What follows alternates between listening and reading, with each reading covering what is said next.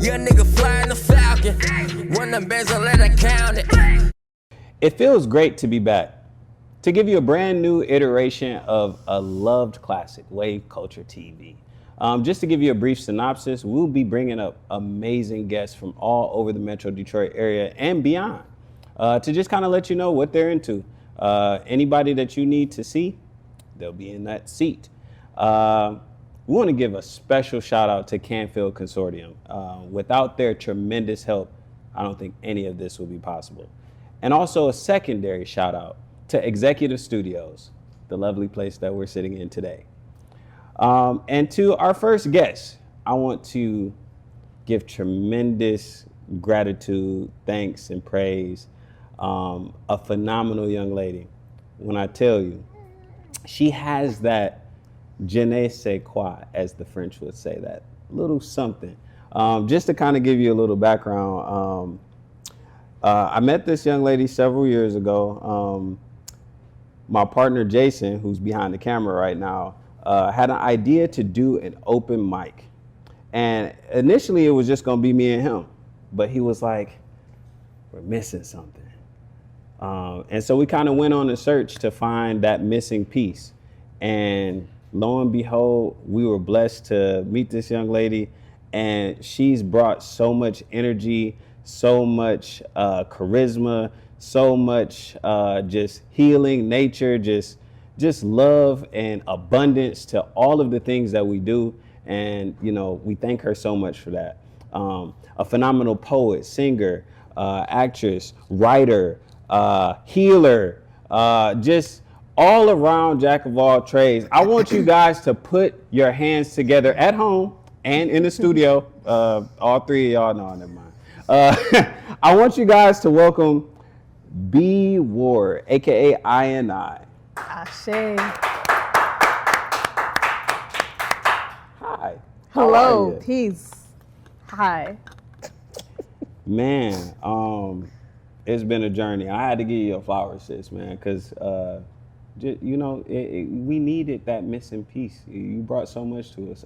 For the open mic that I mentioned at Sunrise Detroit, happening every second Saturday.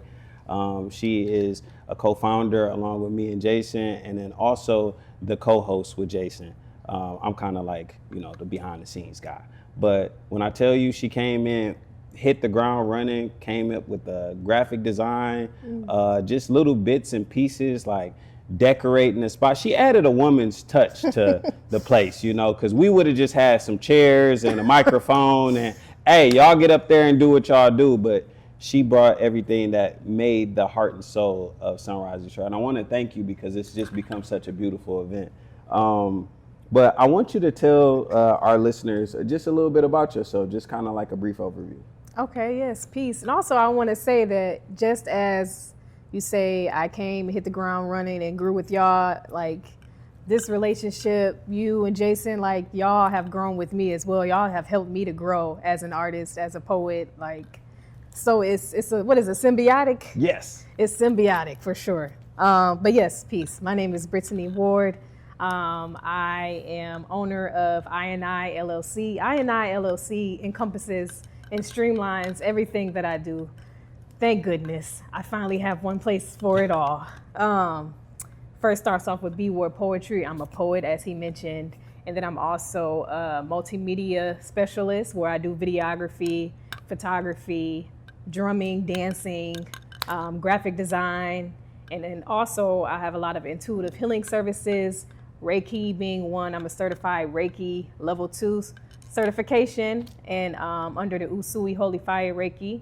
And then also I do a lot of readings, oracle readings, not really into tarot like that. And what else? I think that's it, but it's probably not, but that's just the gist of it. Yeah. Amazing, amazing, amazing. So let's talk about your journey as a poet, because that was one of the first things that you mentioned. Mm-hmm.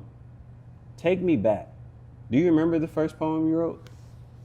Like, not specifically maybe the words, Yeah, but yeah. the subject matter, or how did you even like say, hey, I want to write a poem? That's crazy. Well, the first poem that comes to mind is the one my mom was just so fascinated by. And then when she first said, "You're gonna write a book one day," and I was like, "Okay, Mom," She said, "You're a poet." She's naming all these things that soon came to be, are to be now. And it was a poem by my brother in his junkie room. Like, I remember talking about it like it being trails of clothes that lead down to the kitchen. And I was like, Mom. Meanwhile, he just got yelled at, like, because his room junkied in the mug. And I'm like, Mom, I wrote this poem. And then I tell her the poem, and she's like, wow, you truly captured like everything that's going on in his closet, in his room, And I believe that was the first poem that like I shared, and I got that response like, huh, okay. Is this your older or your younger brother? Oh, definitely my older brother. Older brother? Okay. A year older. Well, I mean, shoot, younger brother, older brother. I'm also a brother, and I had a junkie room too, so sisters be going through it. Sisters be going through it. How many siblings do you have? I have an older brother and an older sister. Okay, close. Yeah. Distant? Okay, definitely. That's what's up. Why you ain't help him clean his room then? I mean, somebody got to write about it, Okay. Touche.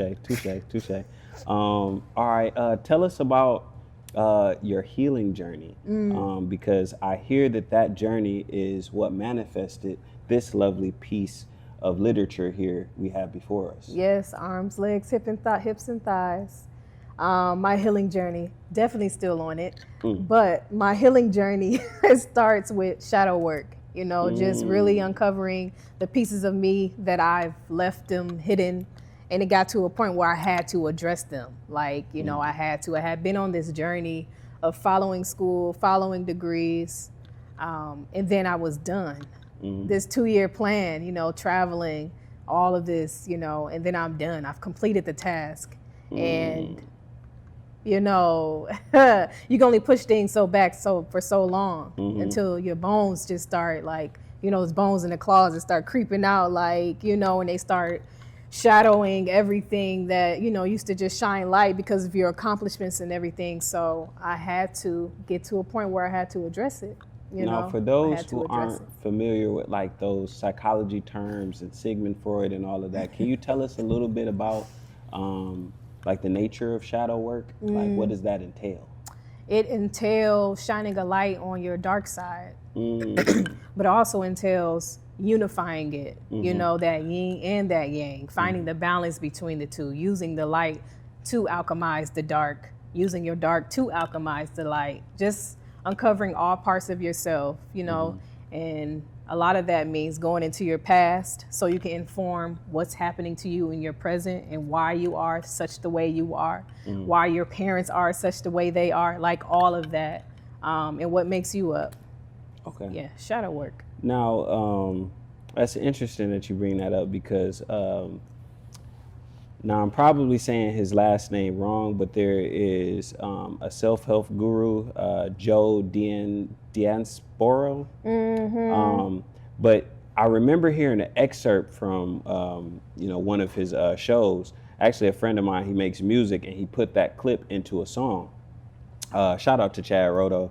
But anywho, in that clip, it talks about how your mind isn't able to discern the time in which you felt something. So, like people talk about like triggers and stuff, and they wonder, well, if this happened so long ago and you're quote unquote over it, how does that specific situation or something similar to it put you back into that place? And it's because your mind can't discern the event as it happened or as something else is happening to you. And so I think that, as you were saying, like delving into those shadows and uncovering what those triggers might be to kind of better understand yourself is very important. So I shaded that. I got to comment on your style, girl. Because I've always admired your style. It seems very Afrocentric. Is there anything that specifically informs like your sense of fashion? It's definitely Afrocentric, but I've been wearing head wraps when people weren't wearing head wraps. Like I remember being in college at U of M Flint, staring in the mirror like, not today, and taking it off, you know. Then finally doing it and just getting like, wow, wow, wow. And then next thing you know, you see a bunch of sisters like just wrapping their head up. Like, I'm not saying I influenced it, but like, I'm sure it would have been easier for me to wear it if everybody was wearing it. But, but yeah, I don't know. Right now it's just colors. Because I remember in college when I was cleaning out my closet or something like that, because I moved from a lot of different places, renting or whatever, doing my undergrad. And I remember I had all my stuff from Detroit. Now I'm a freshman. I'm having all that stuff. Now I'm a sophomore. I'm having all that stuff. It's like, and then I'm moving into big spaces, small spaces, big spaces, smaller little bit spaces. And then it got to a point where it was just all this stuff. Like, that's a healing journey within itself. Why you got all this stuff? Where is this from? You know, didn't really want to let go. What's that about? Anyway. And then I realized all my clothes were black and white. You know what I'm saying? They were like gray and black.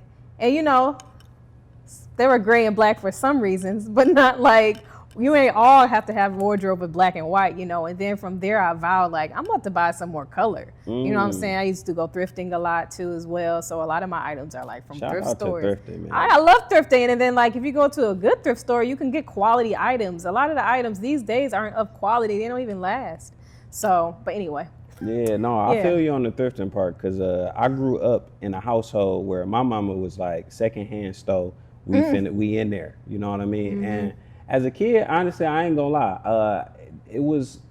I kind of felt a bit of a way about going to a thrift store, you know what I'm saying? Because I don't think I really had a mind of my own to be like, hey, all right, we in the thrift store, but let me make the most of it, you know what I mean? But then I became a broke college student, and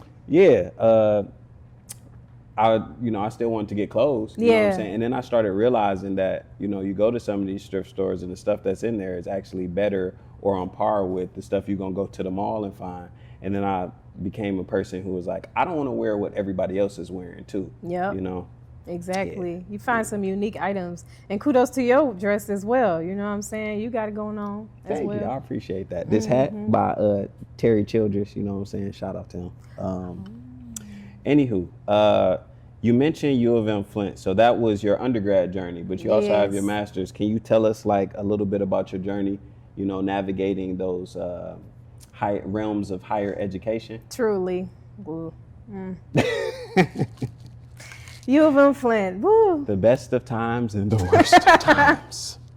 Yeah, it's a whole poem about that. I don't think it's in this book. It's not in that book, unfortunately. It'll be out.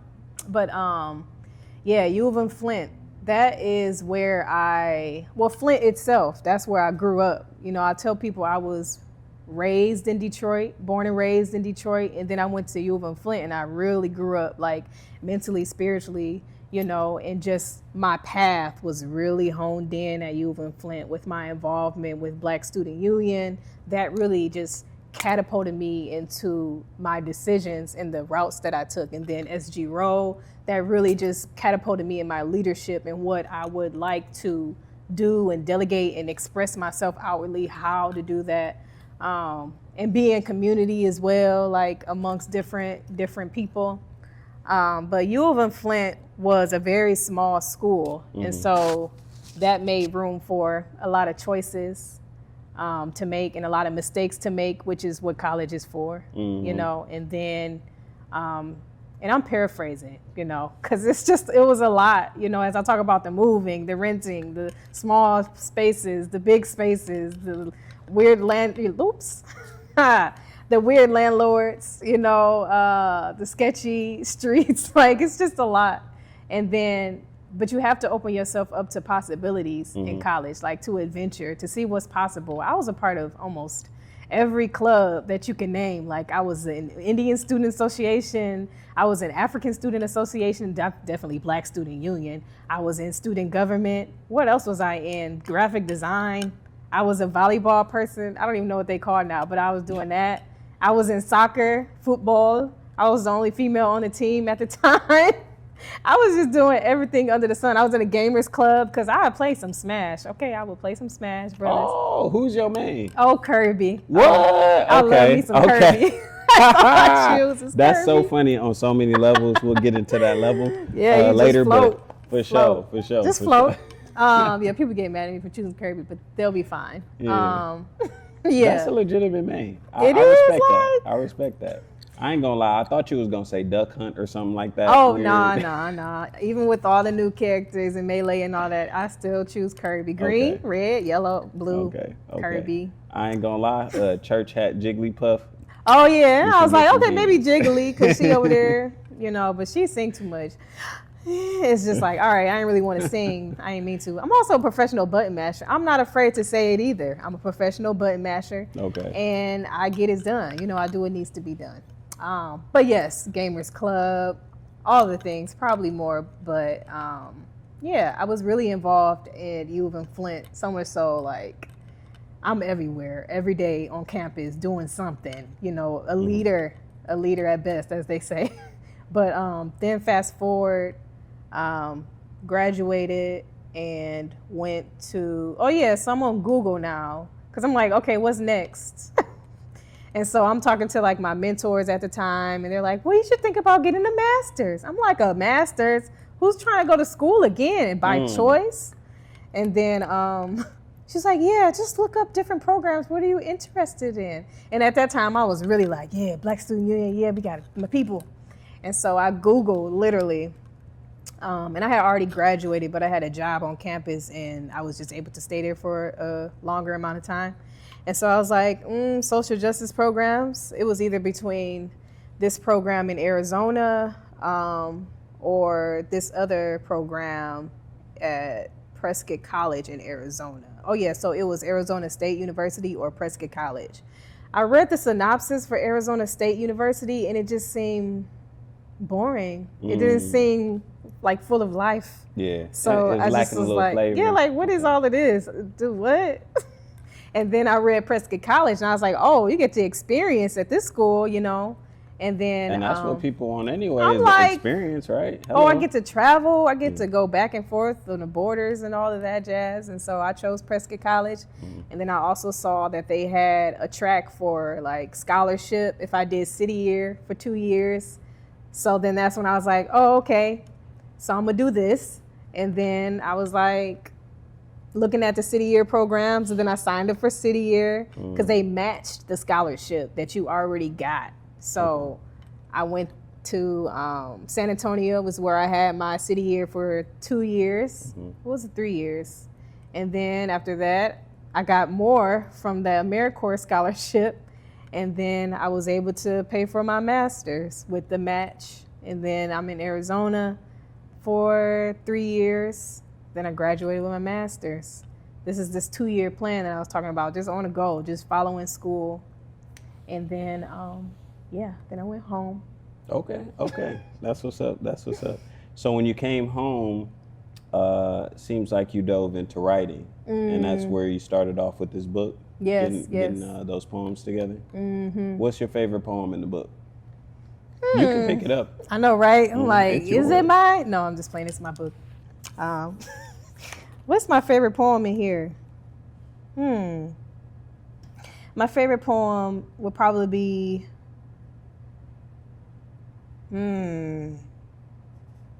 wow, all of these poems is I know, ain't they all your little babies? rough. You got so many kids.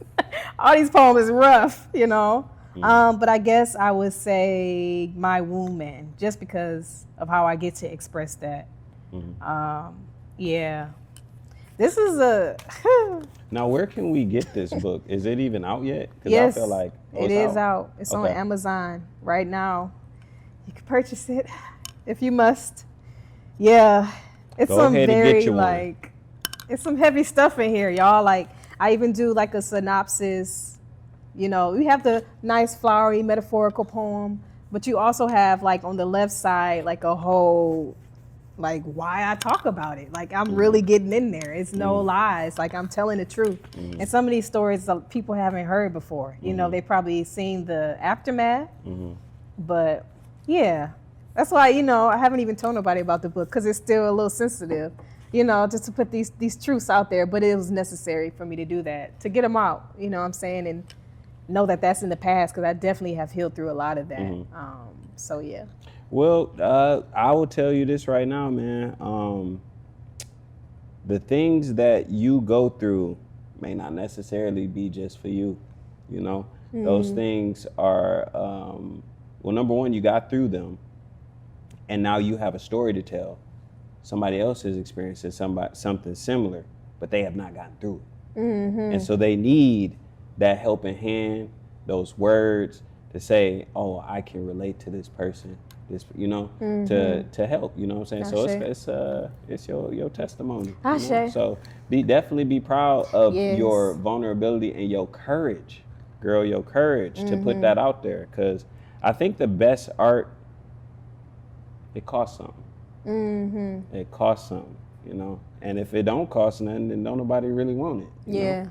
That's that value. You added value to potentially millions and millions and millions of people who are gonna buy this book right now. Yeah, go get that book. Please buy it. No. Yes. Okay. We got mentors. What's one of the best pieces of advice you probably received from one of your mentors? Oh man, my mentors were so cutthroat. Let me think. Wow. I do not remember a bit of line, like, or quote or something, but I remember this one time where I was BSU president the year before. Oh no, I wasn't president yet. And Shaq Green, shout out to him, was the president at that time. And I was kind of like co-vice president or something like that. And we were like doing a lot of organizing together, but it was always like, I don't know, what do you think, Shaq? You know? And then Shaq graduated, and then the upcoming next year, it was my turn to be Black Student Union president. And I was having a good old summer, you know what I'm saying? It's the year before I graduate, like, and then, but the school year was coming up, you know what I'm saying? And then my mentor is like, yeah, so we gotta meet and talk about the plan for BSU. This is serious. And then I'm like, okay, yeah, you know, and then time goes by. You know, I'm really lollygagging, and I know Delma is just like, all right now. And so he calls me into the school, like, I think it was like maybe a week before the school year starts. And then he was like, I'm not gonna allow you to break down exactly what we've all built up here. You're either gonna get the work done, or I'm gonna have to find somebody else. And I was just like, it was just like a wake-up call, like, Brittany, do what you gotta do. Step into your power. Why are you shying away from something you put so much work into? Like, I'm just like, it's fine, you know? And it was like, sometimes you have to assume the position. You know what I'm saying? Like, I'm a ward, and that's just what it is. Like, my dad was a soldier and a sergeant, and I just feel like that's in me. So it wasn't necessarily a word of like advice, but just like, I still hold that. Well, sometimes you have to assume the position. It's just like, okay, so why ain't nobody, you know, I carry that with me in so many spaces and places. Like, if nothing's being done, I'm just like, and there's even this like little irritation, but I understand not everybody is like me. But it's just like, do it. You know what I'm saying? Get it done. You know, some things just have to be done. If there's nobody around to do it, like, it's you to do it then, April, you know? you a fire sign. Like, that oh Aries. yeah, I'm also an Aries. So it's just like, but like, do it, you know? So, but that's the type of advice I needed for me as a person. But I really did appreciate that, because I was really not in that headspace at all. But that really like catapulted my movement and how I chose to move that year, and to keep that in mind. Like, it's not just you this time, Brittany. When they first started BSU, it was like, okay. But moving into it, it was like, oh, this is a whole thing. You know what I'm saying? We are really impacting campus here. You know, like, what is going to be your legacy when you graduate? You know, and I had to figure that out. So. Is there a specific event that informed, you know, your want to kind of get into like work with BSU and the movement and all of that? A specific event.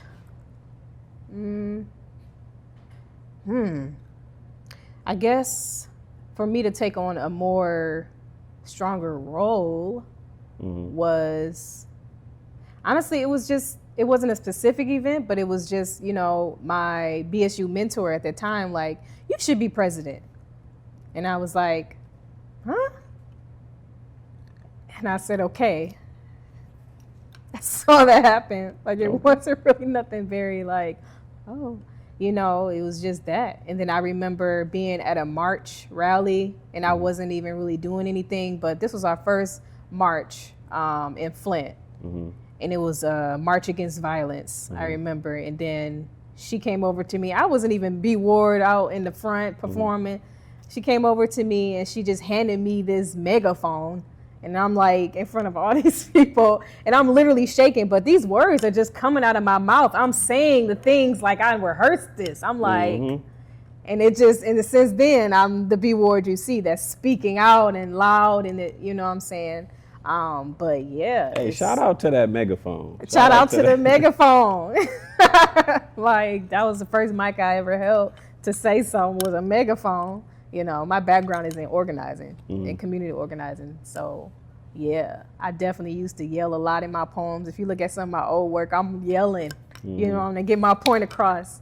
And so, as you talk about your journey, you know, in your organizing and as a social justice warrior, you know, you learn to like, you know, keep that fire and tame it and focus it and direct it and know how to come into spaces that's, you know, gotta be all like, yeah, all the time, you know. Yeah, temperament. Now, as the first lady of Sunrise Detroit and Off the Mic, can you tell us a little bit about those initiatives and, you know, what those mean to you? Yeah, Off the Mic. Off the Mic is an organization. It's a 501c3 in the making. And our pillars are artist development and community development, and also volunteering and archival efforts. All of these things, you know, I'm very passionate about within my own self. And so I realized because of how I interact with community, and also how Jason, we all interact with community, we have these resources that just seem to come to us. For example, like Canfield Consortium came to y'all, you know what I'm saying? So that's an opportunity to, you know, extend those resources to other people, you know, but it's like, who knew, you know, some people probably don't know about Canfield Consortium and the resources that they have. But if they ask you like, oh, we're looking for such and such so-and-so, let me hand that off. Ain't that beautiful for our cups to be so full that we can also pour into others? And so it's like, I feel like my cup is full as it relates to my resources and community. So why not create a structure for all of that to live in, a container for all that to live in, and provide opportunities, provide platforms for other people to get paid as well, and other people to touch community in the ways that I touch community, you know. And also it's, you know, in more military terms, shout out to my dad, it's building an army, you know what I'm saying? Like, we need to build capacity in our work. Otherwise, what are we really doing? Like, it takes people, you know, it takes a collective to move, you know, a mission, so. Absolutely, absolutely. All hands on deck, as they say. All hands on deck, literally. Whatever lane it may be. You know, you could be behind the desk, you could be in the streets, you could be, I don't know. What's necessary?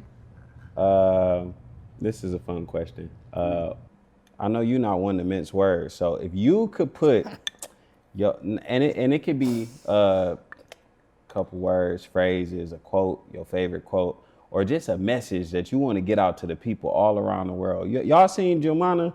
She, you know, the billboard, she's always watching. If you could have a billboard like that everybody could see, what would you put on it?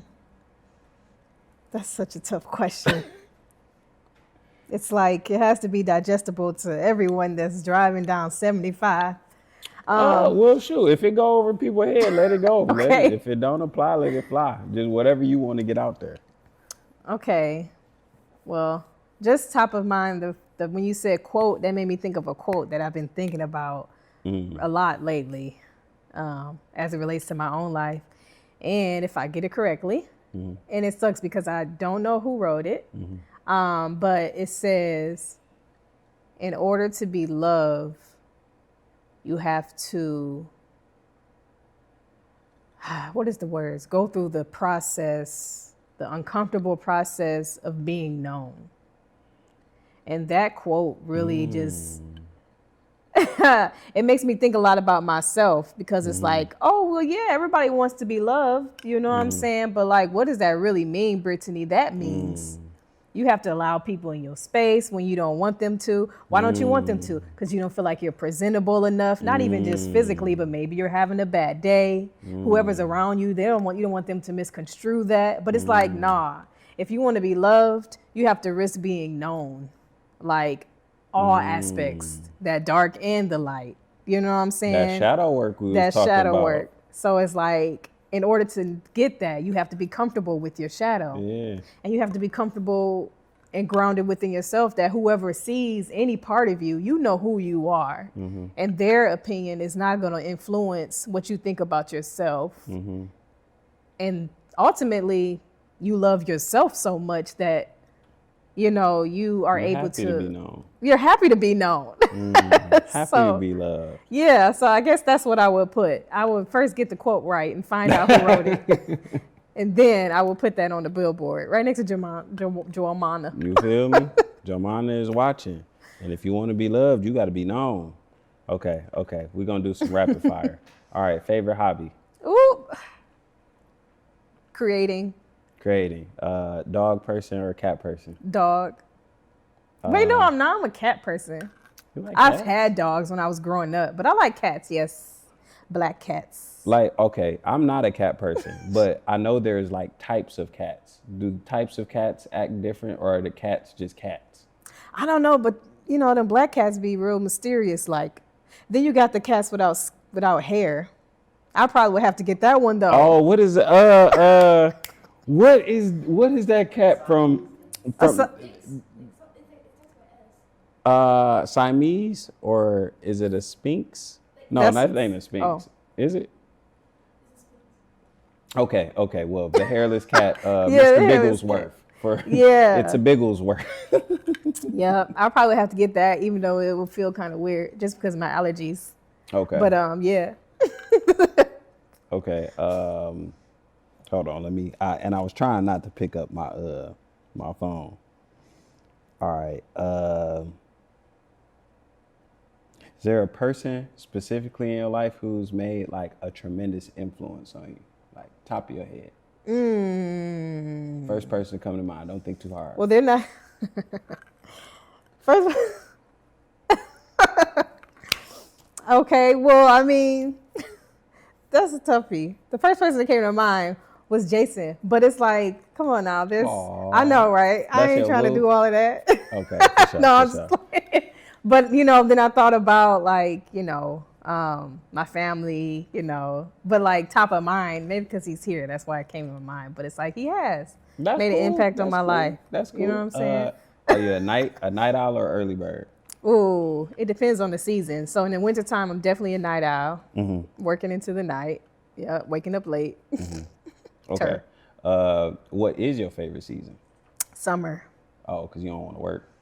Oh, no, No, because the I'm sun kidding. is out charging me. You know what I'm saying? And no SAD this way. Okay. So do you have a favorite food? I know you're vegan, but like a favorite vegan dish? Vegan dish. Man, I wish I had quick answers for these things. Oh, Lord. It just depends. What you like? What's your favorite? All right, what's the easiest favorite thing to cook then? So, I mean, the first thing that came to mind is popcorn, and that's not a good answer. What's your favorite food? Waffles. That was my first answer. Like, I'm very simple. You know, Okay. I'm not like a complicated person. That's fine. You ain't got to articulate. I like filet mignon. Like, that's with what's a top of side my head. Like, Okay. popcorn. I don't know. No, popcorn is a food. It's a food It is for a sure. food, but if I thought about it more, I'm sure I could come up with something better. Like, if you just said corn, that'd be fine too. 'Cause Corn. That's food. You know, maize. I love whatever. corn. Do you have a favorite movie of all time? Yeah, I guess I do. It would be Shutter Island. I love psychological thrillers. Okay. Yes, Okay. yes. For sure, I for like sure. not knowing what's coming next. I love my brain being like, hold on, what? You like being confused I like being confused all the way to the end. I'm and like, just figuring it out. Though. oh, yeah, I don't want to The art know. of being confused and figuring it out. Yes, Okay. yes. Coming out of the shadows. Yes. Okay, for sure. We gonna, dial The it back. shadow work, dial it's it back. everywhere. Woo, it's everywhere. All right, man. We done got into it, B. Yes, we did get into it. I feel like I'm leaving this conversation knowing you a little bit better, but I want the people to get to know you as well. Like, how can they support you? Yes, definitely go to www.eyeneye.com. That's my website. Got everything on there. I'm on Instagram at EYENEYE LLC. And EyeNeye LLC. Just check out that on Instagram and my website, and I'm all there. Buy her book. Buy her Yes. book. Buy my Buy her book. It's on Amazon. I haven't even launched it yet, but it's definitely going. It's coming. The marketing for it is coming. And just like that, that's another episode of Wave Culture TV. Thank you guys for tuning in. Please press that like button, then press that subscribe button, and then write a comment. Let us know who you might want to see on the show next, or if there's specific topics you want us to talk about. I'm your host, Jimmy. Peace.